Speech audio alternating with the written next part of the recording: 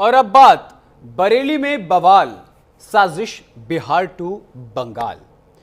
बरेली हिंसा से जुड़ी इस वक्त बड़ी खबर आपको बता दें कि मौलाना पर लगातार शिकंजा कसते जा रहे हैं। आपको बता दें कि नदीम के साथियों के साथ लोगों को उकसाने का प्रयास किया गया। पुलिस कर्मियों की हत्या की साजिश भी रची गई।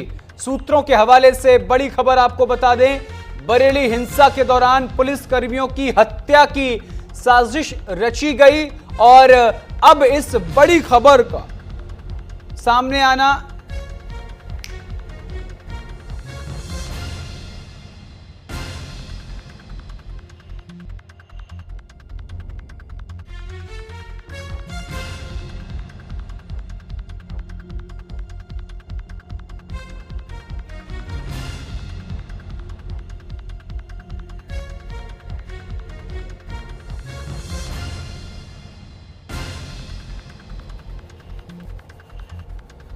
तो बरेली हिंसा से जुड़ी इस वक्त की बड़ी खबर आपको बता रहे हैं। नदीम के साथियों के साथ लोगों को उकसाया गया।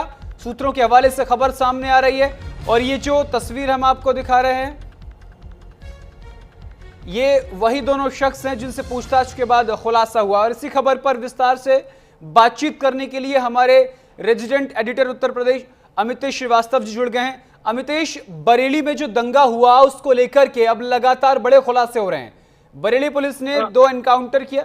एनकाउंटर के बाद नदीम और उसके साथी को हिरासत में लिया। उसके बाद ये खुलासे हो रहे हैं कि पुलिस कर्मियों की हत्या की साजिश रची गई और नदीम से भीड़ जुटाने के लिए उकसाया गया। और ये सब मौलाना के कहने पर हुआ, क्या ऐसा हुआ है? देखिए गौरव, एक बड़ा जो खुलासा है वो हुआ है सूत्रों के हवाले से। जो खबर आई है उसमें बरेली हिंसा मामले में जो ये खुलासा हुआ है, जिसमें नदीम ने साथियों के साथ लोगों को उकसाया था। अपने आप में एक बड़ा खुलासा है। होगा जो नदीम है उसने अपने साथियों के साथ लोगों को उकसाया था और जो सूत्र है वो बता रहा है कि पुलिस वालों की हत्या भी साजिश है और रची गई थी। तो अपने आप में एक गंभीर आरोप और बड़ा जो खुलासा है वो हुआ है। फिलहाल जो आरोपी हैं वो पुलिस के शिकंजे में है, लेकिन जिस तरीके से बरेली हिंसा में ये नया खुलासा हुआ है उसके बाद से पूरे उत्तर प्रदेश में आप कह सकते हैं कि हड़कंप मचा हुआ है और जो खुफिया एजेंसियां हैं वो चौकन्नी हो गई हैं। और जिस तरीके का जो इनपुट आ रहा है सूत्रों के हवाले से गौरव, उसमें साफ तौर पे कहा गया कि नदीम और उसके साथियों ने मौलाना के कहने के बाद से लोगों को उकसाया, लोगों की जो भीड़ है वो इकट्ठा करवाई और उसके बाद से कोशिश यही थी कि पूरे घटनाक्रम के दरमियान जो तैनात वहां पुलिसकर्मी थे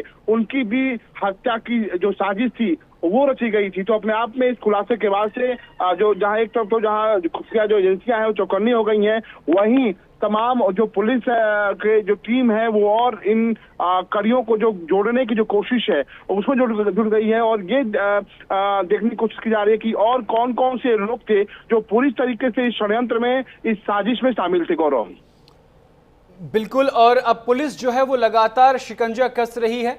इसमें आगे क्या कार्रवाई चल रही है? मौलाना को लेकर के क्या ताजा अपडेट है आपके पास अमितेश? देखिए गौरव, सबसे बड़ी बात यह है कि उस दिन घटनाक्रम के दिन जितने लोगों से मौलाना ने फोन कॉल से बात की थी, सारा जो कॉल डिटेल के आधार पे उन लोगों पे शिकंजा कस रहा है।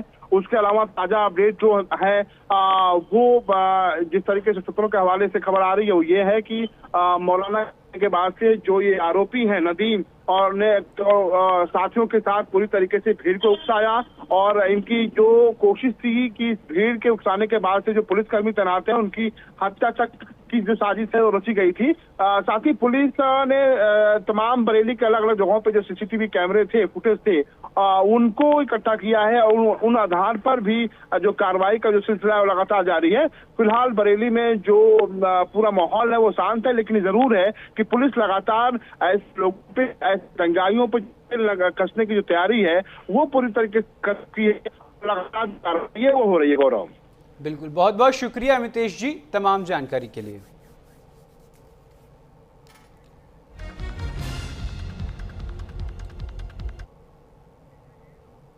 और अब बात करेंगे एक ऐसे शब्द को लेकर के या फिर कह सकते हैं कि ऐसे मुहिम को लेकर के जिससे किसी को कोई एतराज नहीं है, लेकिन उसके नाम पर दंगा, हिंसा और बवाल जैसी चीजें जब सामने आती हैं तो फिर एक बड़ा सवाल खड़ा होता है। आई लव मोहम्मद के नाम पर शहर शहर मौलाना खराब करने की खूब साजिश की गई। शहर शहर में माहौल खराब करने की पूरी साजिश रची गई। सबसे बड़ी साजिश बरेली में थी। बाकायदा प्लानिंग की गई। 26 सितंबर को जुमे की नमाज के बाद बरेली में बड़े बवाल की योजना थी। हालांकि पुलिस के पास पहले से इनपुट था, जिस वजह से शहर को धधकाने की साजिश नाकाम रही। हालांकि जो खुलासे हो रहे हैं वो बताते हैं कि जुमे के दिन बरेली को लेकर बड़ी साजिश रची गई थी। बरेली को जला दिया जाता। बिहार से लेकर बंगाल और कई राज्यों से दंगा भड़काने के लिए लोगों को बुलाया गया था। 25 सितंबर की रात एक मैसेज से चिंगारी लगी, लेकिन ये चिंगारी आग में तब्दील होती रही। इससे पहले सब कंट्रोल में कर लिया गया। कैसे? ये रिपोर्ट देखिए।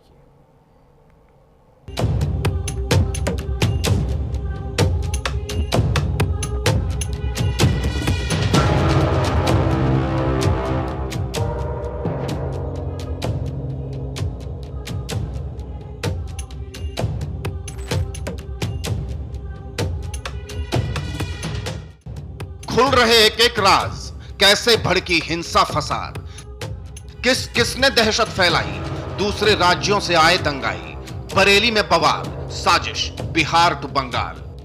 बरेली हिंसा की गुत्थी सुलझाने में अब पुलिस को वो सबूत मिल गए हैं जिससे हर साजिश बेपर्दा हो रही है। आई लव मोहम्मद के नाम पर किस तरह से बरेली को सुलगाने की साजिश थी, इसका हर एक कनेक्शन सामने आ रहा है। व्हाट्सएप मैसेज से लेकर किस किस राज्य से दंगाई बरेली आए थे, सारे राज खुलते जा रहे हैं। बरेली हिंसा को लेकर सनसनीखेज खुलासा हुआ है। बरेली में दंगा भड़काने के लिए बाकायदा साजिशन बाहरी राज्यों के लोगों को बुला लिया गया था। इन राज्यों में प्रमुख तौर पर पश्चिम बंगाल और बिहार के लोग थे। इन्हें हिंसा भड़काने के लिए बुलाया गया था। अब पुलिस इन बाहरी लोगों की भूमिका की जांच कर रही है ताकि पता चल सके कि कैसे किन किन लोगों की मदद से बरेली में बाहर से लोग आए थे। फाइनेंशियल ट्रांजैक्शंस किसने की थी, अगर कोई रिसोर्सेज प्रोवाइड किए गए थे तो किसके द्वारा किए गए थे।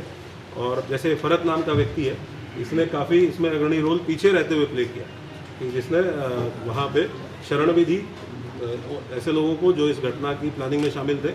और उसके साथ साथ वीडियो को प्रसारित करने में भी, वीडियो को एक तो लोगों को वीडियो बनाना अपने मोबाइल से, उस वीडियो को लोगों को भेजना और उन लोगों को फ़ोन करके ये भी कहना कि आप इस वीडियो को जगह जगह प्रसारित करें। तो ये भी इस मामले में रासुका या गैंगस्टर की कार्रवाई होगी। अभी हम लोग जो दर्ज मुकदमे, हमारे पास 10 मुकदमे दर्ज हैं जिनकी विवेचना हम लोग इंश्योर कर रहे हैं कि इनकी विवेचना अच्छे तरीके से हो। जितने अभियुक्त सामने आ रहे हैं वो जेल भेजे जाएं। उसके बाद जो भी विधिक प्रावधानों के अंतर्गत पॉसिबिलिटी होगी उसकी पर कार्रवाई की जाएगी। सर, बाहर के जो लोग थे जैसा आपने बताया था, क्या उसके ऊपर कुछ डेटा मिल पाया है? कितने लोग बाहर से आए थे इस भीड़ में शामिल हुए? हम लोगों के पास इंटेलिजेंस से भी इनपुट है। हम लोगों के जो अपने एसओजी सर्विलांस टीमें होती हैं उनसे भी इनपुट है। कुछ लोग हमने आइडेंटिफाई किए हैं बाहर के लोग जो मौके पे इस घटना में उस भीड़ में शामिल थे। उनमें से कुछ लोगों का ये भी पता चला है कि 1-2 लोग बाहर के ऐसे भी थे जिनके द्वारा संभवतः फायरिंग की घटना की गई। उनके लिए हम लोग और डीपली इन्वेस्टिगेट कर रहे हैं और बातचीत कर रहे हैं। अगर दूसरे जनपद से भी सहायता की आवश्यकता होगी तो वहाँ की पुलिस से भी संपर्क करके उनकी भी सहायता लेकर हम लोग इनको गिरफ्तार करें। और कितना मोटा अमाउंट होगा लोगों का जो संख्या इकट्ठा होगी?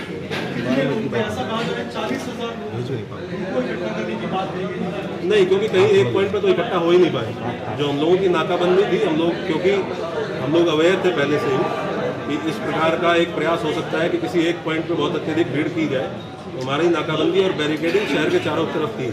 इसलिए आपने देखा होगा कि शहर के किसी भी पॉइंट पे, सिंगल पॉइंट पे भीड़ को मर्ज नहीं करने दिया गया। अगर भीड़ एक जगह पे मर्ज होती है तो भीड़ बहुत ज़्यादा संख्या हो जाती है। तो हमारे पास जो भी बैरिकेडिंग पे राजपत्रित अधिकारी जीओज लगे थे, उन्होंने अलग अलग पॉइंट्स पे रोका और इसीलिए 10 एफआईआर दर्ज हुई हैं कि अलग अलग 10 पॉइंट्स पे पुलिस के साथ पुलिस के ऊपर पथराव या सरकारी कार्य में बाधा डालने का काम किया गया। इसीलिए इन 10 पॉइंट्स पर एफआईआर हुई है। सिंगल पॉइंट कोई ऐसा नहीं था जहाँ पूरी भीड़ को मर्ज करने को अलाउ करने दिया गया। और हम लोगों को इसलिए बिल्कुल हम लोग दृढ़ संकल्पित थे कि किसी भी कंडीशन में इस भीड़ को हम किसी सेंट्रल पॉइंट पे चाहे वो इस्लामिया ग्राउंड हो, चाहे कोई और अन्य पॉइंट हो, सेंट्रल पॉइंट पे इस भीड़ को नहीं पहुंचने देंगे। सर, क्या इन्वेस्टिगेशन में ये भी निकल के सामने है पुलिस को टारगेट किया गया था? पुलिस के जो लोग घायल हुए हैं, क्या क्योंकि जो FIR है उसमें इस बात का मेंशन है कि पुलिस के ऊपर जब पुलिस ने रोका था, पुलिस को उन्होंने कहा था कि तुम लोग पीछे हट जाओ, वरना तुम्हारे बहुत बुरा होगा। तो क्या पुलिस को टारगेट करने का इन्होंने प्लान किया था? ऐसा भी क्या इन्वेस्टिगेशन? पुलिस तो विजिबल फेस है ही पुलिस, क्योंकि हर बैरिकेड पे पुलिस लगी हुई है। तो अगर कोई गलत काम करने जा रहा है, कानून तोड़ने जा रहा है, तो पहला फ्रंट पुलिस ही है जो उसको रोकती है। तो ऑब्वियस सी बात है कि अगर वो कानून तोड़ने के लिए इच्छुक है या कानून तोड़ना चाहता है, तो पुलिस जो सामने खड़ी है उसी को अपोज करेगा, और यही काम इनके द्वारा किया गया और हमलावर होकर किया गया। इसीलिए हम लोगों ने इतने कठोर कार्रवाई की। दरअसल पुलिस को वो सबूत भी मिल गया जिसने इस पूरे घटनाक्रम की साजिश को बेनकाब कर दिया है। सिर्फ एक व्हाट्सएप मैसेज से शहर को आग में झोंकने की पूरी तैयारी थी। तौकीर रजा की पार्टी इत्तेहाद मिल्लत काउंसिल के लेटर हेड से जारी अपील और उसके बाद उसी लेटर को फर्जी बताकर फैलाया गया मैसेज, यही वो चिंगारी थी जिसने 26 सितंबर को बरेली की सड़कों पर हिंसा भड़काने की तैयारी थी। बरेली हिंसा की जड़ एक व्हाट्सएप मैसेज बना। आरोपी नदीम ने इत्तेहाद मिल्लत काउंसिल के लेटर हेड पर जारी शांति अपील को फर्जी बताकर ग्रुप में मैसेज डाला, जिससे भीड़ भड़क उठी। पुलिस ने तौकीर रजा को मुख्य आरोपी और नदीम को आरोपी नंबर 2 बनाया है। हालांकि बरेली पुलिस के पास पहले से ही हिंसा की कोशिश की आशंका की खुफिया रिपोर्ट थी। LIU, स्टेट इंटेलिजेंस और IB से इनपुट आने के बाद पुलिस ने शहर को छावनी में बदल दिया था। बरेली को कई सेक्टर में बांटा गया था। हर सेक्टर में एडिशनल SP रैंक का अधिकारी तैनात किया गया। बड़ी संख्या में पुलिस बल की तैनाती की गई। इसके बावजूद नदीम के मैसेज ने हालत बिगाड़ दिए। 26 सितंबर को जुमे की नमाज के बाद तौकीर रजा ने बड़ी संख्या में लोगों के साथ धरना देने का ऐलान किया था, लेकिन वे खुद अपने समर्थक फरहद के घर रुक गए। नमाज के बाद भीड़ सड़कों पर निकली और पुलिस पर नारेबाजी के साथ पथराव शुरू हो गए। हालांकि पुलिस की तैयारी पहले से थी, जिससे बरेली को आग लगाने के मंसूबे कामयाब नहीं हो पाए। बरेली में हिंसा कोई संयोग नहीं, बल्कि सोची समझी साजिश के तहत एक प्रयोग भी था। बाहरी लोगों का आना और आधी रात मैसेज के जरिए माहौल खराब करना।